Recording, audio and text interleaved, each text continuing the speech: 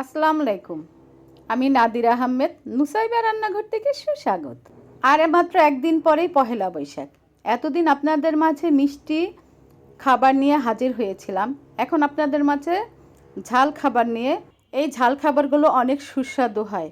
আপনারা এই পহেলা বৈশাখে এই ঝাল খাবারগুলো তৈরি করে খাবেন আমার রেসিপি দেখে। মিষ্টি আলুর ললিপপ, ঝাল সুজি আর মিষ্টি টক চিরা ভাজা। প্রথমে আমি ঝাল কেকটাই তৈরি করব। তার জন্য আমি প্যানে 2 টেবিল চামচ রসুন কুচি আর হাফ কাপ পেঁয়াজ কুচি দিয়ে রসুনটা আর পেঁয়াজটাকে ভেজে নিয়ে এখানে হাফ কাপ আলু কুচি দিয়ে দিব, হাফ কাপ গাজর কুচি দিয়ে এটাকে একটু ভেজে নিব। আলু আর গাজর যখন নরম হয়ে আসবে তখন এটার ভিতরে 1 চা চামচ গোলমরিচ গুঁড়া, 1 চা চামচ চিলি ফ্লেক্স, 1 চা চামচ জিরা বাটা, 1 চা চামচ আদা বাটা, 1 চা চামচ রসুন বাটা দিয়ে আলু আর গাজরটাকে ভালো মতো নেড়ে চেড়ে একটু নরম করে নিব। আলু আর গাজর যখন নরম হয়ে আসবে এখানে আমি 1 কাপ মুরগির মাংসের কিমা দিয়ে দিব। মুরগির মাংসের কিমা দিয়ে এটাকে ভালো মতো নেড়ে চেড়ে রান্না করব। আর 1 টেবিল চামচ কাঁচামরিচ কুচিও দিয়ে দিব। দিয়ে এবার নেড়ে চেড়ে এই কিমাটাকে ভালো মতো রান্না করে নিতে হবে। আমার এই মুরগির কিমাটা ভিতরে লবণ দিতে ভুলে গিয়েছিলাম, তাই 1 চা চামচ লবণ দিয়ে হাফ কাপ টমেটো কুচি দিয়ে কিমাটাকে ভালো মতো নেড়ে চেড়ে রান্না করে নেব। কিমাটা যেন সুন্দরভাবে একটু ভাজা ভাজা হয়, কোনো পানি যেন না থাকে। পানি থাকলে কেকের ভিতরে সমস্যা হতে পারে। এই দেখুন আমার কিমা রান্নাটা কি সুন্দর হয়ে গেছে। এই কিমা রান্নার ভিতরে আমি 1 টেবিল চামচ ধনিয়া পাতা কুচি দিয়ে কিমাটাকে নেড়ে চেড়ে এবার আমি কেকের প্যানটাকে ভালো মতো একটা কাগজ বিছিয়ে তার ভিতরে তেল দিয়ে ব্রাশ করে নেব। কেকের ডাইসটার ভিতরে চতুর্দিকে তেল ভালো মতো দিতে হবে, না হয় কিন্তু কেকটা বেরিয়ে আসতে চাইবে না। এরপর আমি 4টা ডিম নিয়ে নিব। 4টা ডিমকে ভালো মতো ফেটিয়ে নেব।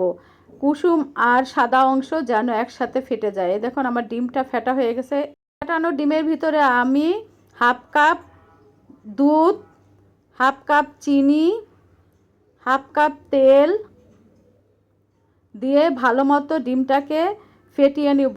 একদম তেল চিনি দুধ সব যেন মিশে যায়। এখানে আমি 1 কাপ ময়দা, 1.5 চা চামচ বেকিং পাউডার দিয়ে ময়দাটাকে ভালো মতো ফেটিয়ে নেব যেন দলা দলা হয়ে না থাকে। ময়দাটা যখন আমার ফেটানো হয়ে যাবে তখন আমি ওই কিমা রান্নাটা এই ময়দার আর ডিমের মিশ্রণের ভিতরে দিয়ে ভালো মতো প্যাচুলার দিয়ে এটাকে ঘুরিয়ে ঘুরিয়ে সুন্দর মতো করে ফেটিয়ে নেব। আমার ডিম মাংস সব কিছু একসাথে মিশানো হয়ে গেছে। এবার আমি কেকের ডাইসে ঢেলে এটার উপরে আমি চিজ ছড়িয়ে দেব প্রায় হাফ কাপের মতো। চিজটা দিলে অনেক মজা লাগে। আপনাদের যদি চিজ না থাকে তাহলেও দিতে হবে না।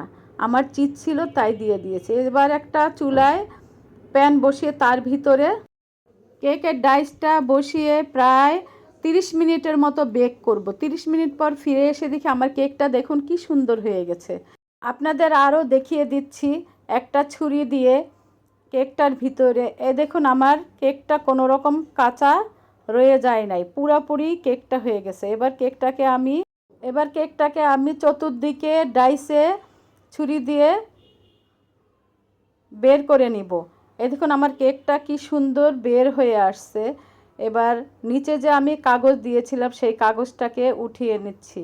এভাবে করে আপনারা ঝাল কেক তৈরি করে খাবেন। সবাই তো সারা জীবন মিষ্টি কেকই তৈরি করে খান। এটা হলো জাপানিজ খাবার।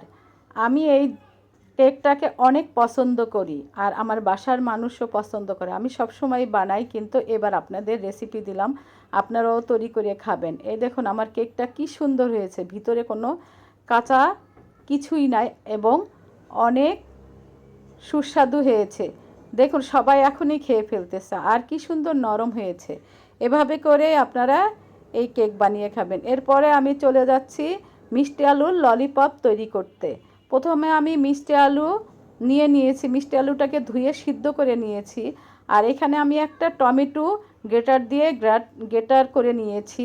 আর মিষ্টি আলুটাকেও গ্রেট করে নিচ্ছি।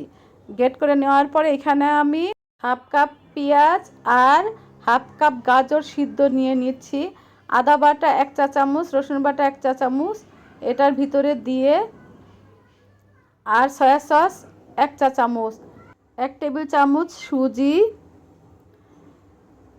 1 চা চামচ লবণ, 1 চা চামচ টেস্টিং সল্ট আর 1 টেবিল চামচ চিলি ফ্লেক্স দিয়ে এবার আলুটাকে ভালো মতো মেখে দিব।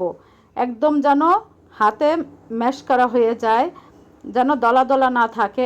আর 1 চা চামচ ধনিয়া পাতা, 1 চা চামচ কাঁচামরিচ কুচি আর একটা ডিমের কুসুম দিয়ে আমি এটাকে ভালো মতো মেখে নিলাম। এবার আমি 2 টেবিল চামচ ময়দা আর 3 টেবিল চামচ কর্নফ্লাওয়ার দিয়ে, তার ভিতরে আমি 1 টেবিল চামচ সয়াবিন তেল দিয়ে খামিরটাকে তৈরি করে নিলাম। এবার এই খামিরটাকে আমি একটা পলিথিন ব্যাগে ভিতরে ভরে নিয়ে নিব। অনেকের এটার ডাইস থাকে বা আবার ওই যে চিপসের এক ধরনের কাগজের প্যাকেট থাকে, ওইটার ভিতরে দিয়ে তারা সিদ্ধ করে, কিন্তু আমার কাছে ওগুলো কিছুই নাই। তাই আমি পলিথিন ব্যাগের ভিতরে এটাকে ভরে ভালো মতো রোলের মতো করে নিচ্ছি। এভাবে করে চেপে চেপে এই পলিথিন ব্যাগে করে আমি এবার কষ্টেপ দিয়ে ভালো মতো লাগিয়ে দিচ্ছি। সবসময় খেয়াল রাখবেন এটার ভিতরে যেন কোনো রকমের পানি না ঢুকে। পানি ঢুকলে কিন্তু এই জিনিসটা সুন্দর হবে না। একটু গোল করে দিচ্ছি। এবার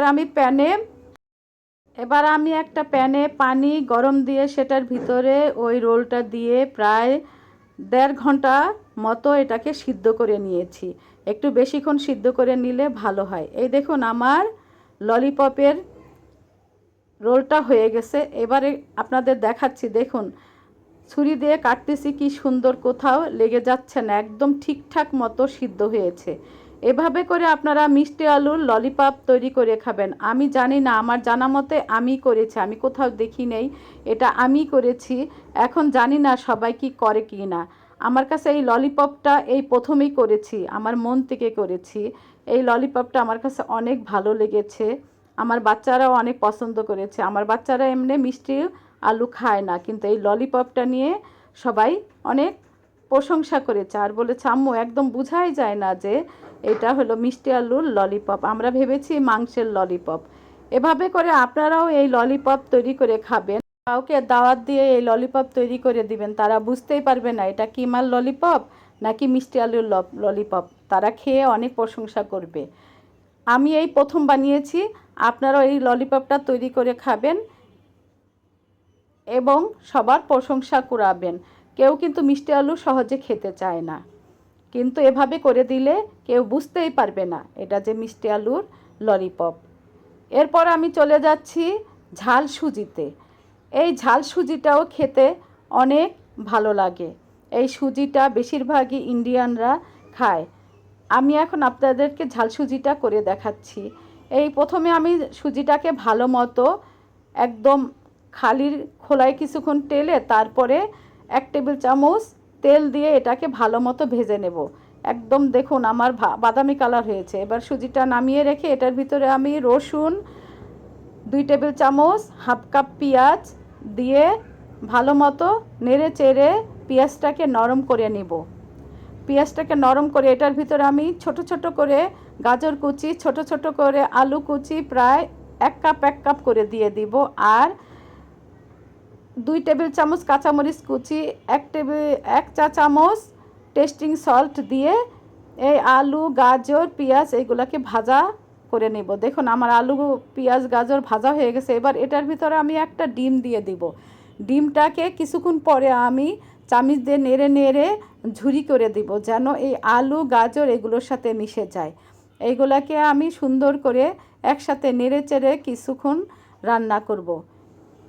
কিছুক্ষণ পর আমার এটার ভিতরে আপনারা ইচ্ছা করলে আস্তা বাদামও ভাজা দিতে পারেন, কিন্তু আমার কাছে নেই বিধায় আমি এটার ভিতরে গুঁড়া বাদাম দিয়ে দিলাম। এরপরে আমি সুজিটাকে দিয়ে দিলাম। এখানে আমি প্রায় 1 কাপের মতো সুজি নিয়েছিলাম। এভাবে করে আমি নেড়ে চেড়ে কিছুক্ষণ তেলটাকে শুকিয়ে নিয়ে তারপর এটার ভিতরে আমি টমেটো কুচিও হাফ কাপ দিয়ে দিব। টমেটো কুচি দিয়ে এটার ভিতরে আমি হালকা হালকা একটু একটু পানি ছিটিয়ে ছিটিয়ে দেব, বেশি পানি দেওয়া যাবে না, হাত দিয়ে খালি ছিটিয়ে ছিটিয়ে পানি দিতে হবে। এই দেখুন আমার সুজিটা কি সুন্দর রান্না হয়েছে। আপনারা এভাবে করে সুজি শুধু চিনি দিয়ে রান্না করে খাবেন না, আমার মতো এভাবে ঝাল সুজি রান্না করেও খাবেন এই বৈশাখীতে। এরপরে আমি 1 চা চামচ টেস্টিং সল্ট, 1 টেবিল চামচ ধনিয়া পাতা কুচি দিয়ে সুজিটাকে ভালো মতো নেড়ে চেড়ে এটার ভিতর 1 টেবিল চামচ ঘি দিয়ে, ঘি একটু পরিমাণ বেশি দিলে ভালোই হতো, কিন্তু আমার কাছে ঘি নাই। এই দেখুন আমার সুজিটা কি সুন্দর হয়ে গেছে। এবার আমি একটা সুন্দর প্লেটে আর বাটিতে পরিবেশন করে এই বৈশাখীতে সবার মন জয় করে নিব। আপনারাও এই সুজিটা তৈরি করে মেহমানের মন জয় করে নেবেন এই বৈশাখীটা, এবং সবাই আপনাকে অনেক প্রশংসা করবে আর বলবে অনেক সুস্বাদু লেগেছে। আমার বাসার বাচ্চা কাচ্চারা সবাই বলেছে অনেক ভালো লেগেছে। এরপর চলে যাব আমি ঝাল মিষ্টি টক চিড়া ভাজাতে। এটা অনেকেই অহরহ খায়, কিন্তু আমি এই বৈশাখীর মেনুতে এই চিড়াটা আপনাদের জন্য করে দেখাচ্ছি। নতুন গৃহিণীরা অনেক উপকার পাবেন। প্রথমে আমি চিড়াটাকে খালি খোলায় ভেজে নিব। এখানে প্রায় 2 কাপ চিড়াটাকে ভালো মতো ভাজতে হবে। এটার ভিতরে আমি প্রায় 2 টেবিল চামচ তেল দিয়ে দিব।